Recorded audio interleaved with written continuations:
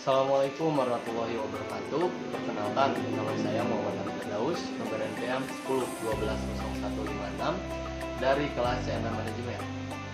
Nah, di video kali ini saya akan membahas mengenai materi tentang keutamaan sedikitnya.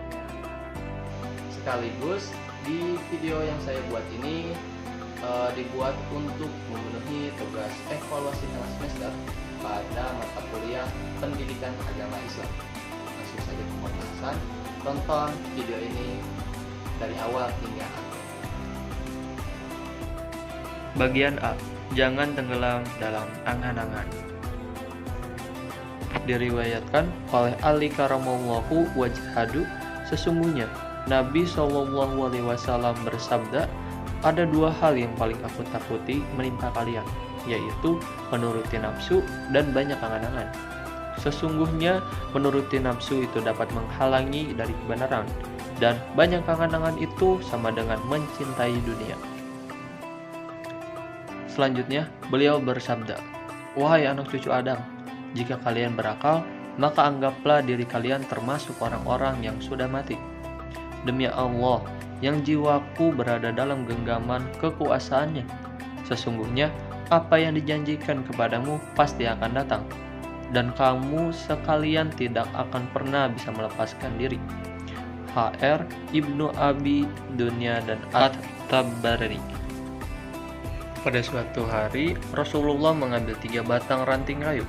Beliau meletakkan yang sebatang di hadapannya, yang sebatang lagi di sebelahnya, dan yang sebatang lagi agak jauh darinya. Lalu beliau bertanya, kalian tahu apa artinya ini? Para sahabat menjawab, Allah dan Rasulnya yang tahu. Beliau bersabda, yang ini manusia, yang ini ajalnya, dan batang yang jauh itu adalah angan-angan yang selalu dikejar oleh manusia. Akan tetapi, ajal keburu menjemputnya sebelum tercapai angan-angannya. HR Ahmad dan Ibnu Abi Dunya. Rasulullah SAW bersabda, Muslabnu Adam wa ila janbihi tis'atun wa tis'una maniyatan in akhta'athul manaya waqa'a fil haram.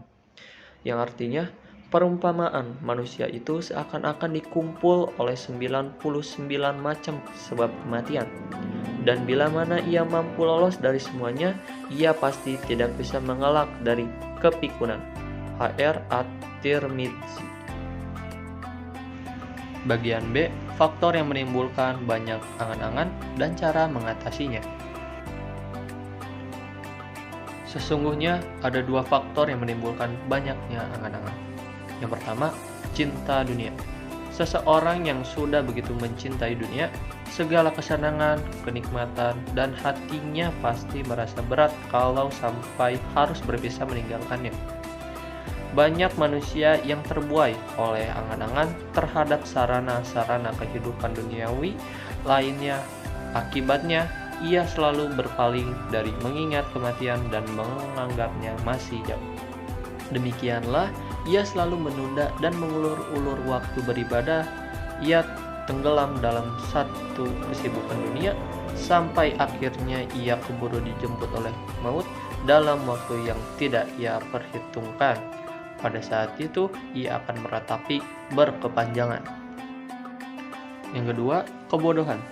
Setiap manusia cenderung memandang hebat masa mudanya, sehingga banyak yang menganggap dirinya mustahil mati dalam usia yang masih belia. Seandainya orang yang lalai ini sedikit mau berpikir dan sadar bahwa kematian itu tidak bisa ditebak kapan datangnya. Akan tetapi, kebodohan dan rasa cinta dunia telah membuatnya banyak berangan-angan hingga ia kalau memikirkan bahwa sebenarnya kematian telah dekat. Berikut ini cara mengatasi banyaknya berangan-angan. Jika Anda sudah mengetahui bahwa penyebabnya adalah kebodohan dan cinta kepada dunia, maka terapilah, atau cara mengatasinya ialah dengan kebodohan itu bisa dengan berpikir jernih. dari hati yang khusyuk dan mendengarkan hikmah. Sedangkan mengatasi cinta kepada dunia dengan mengeluarkan dunia itu dari dalam hati serta menjauhi setiap kecenderungan kepada hal-hal yang bersifat duniawi. Bagian C, tingkatan manusia dalam kaitan dengan angan-angan. Ketahuilah, dalam kaitan dengan angan-angan ini, manusia memiliki beberapa tingkat. Di antara mereka, ada orang yang berharap bisa hidup abadi dan menikmatinya untuk selamanya.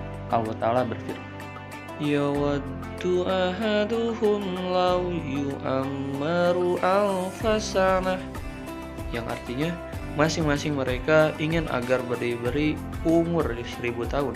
Surat Al-Baqarah ayat 96. Ada juga orang berangan-angan seperti berharap agar bisa hidup sampai lanjut usia semaksimal mungkin.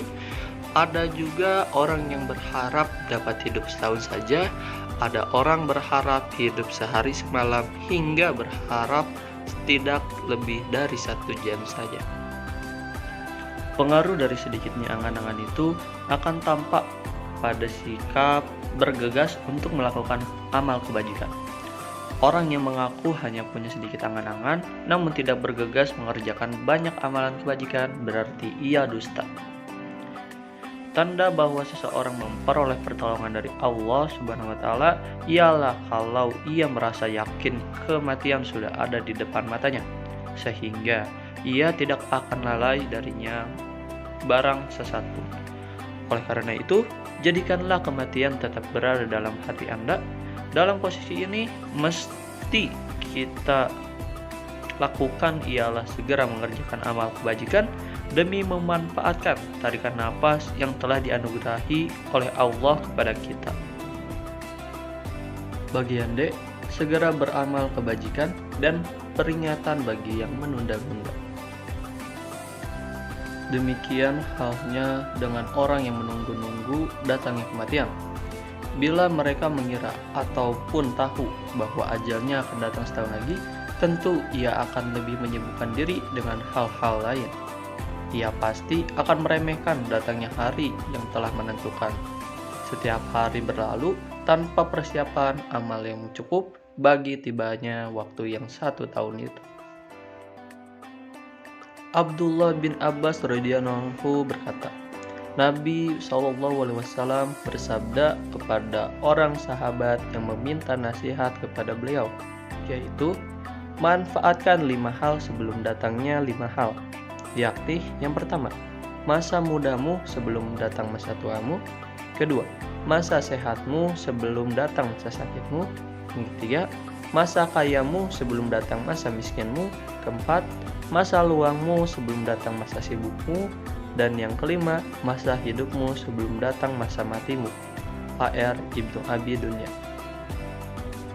Jika melihat para sahabat sedang lalai atau menyia-nyiakan waktu, Rasulullah berseru kepada mereka dengan suara yang cukup keras, kematian akan mendatangi kalian tanpa bisa dicegah dan dihindari. Kadang membawa kesengsaraan dan kadang membawa kebahagiaan. HR Ibnu Abi Dunya.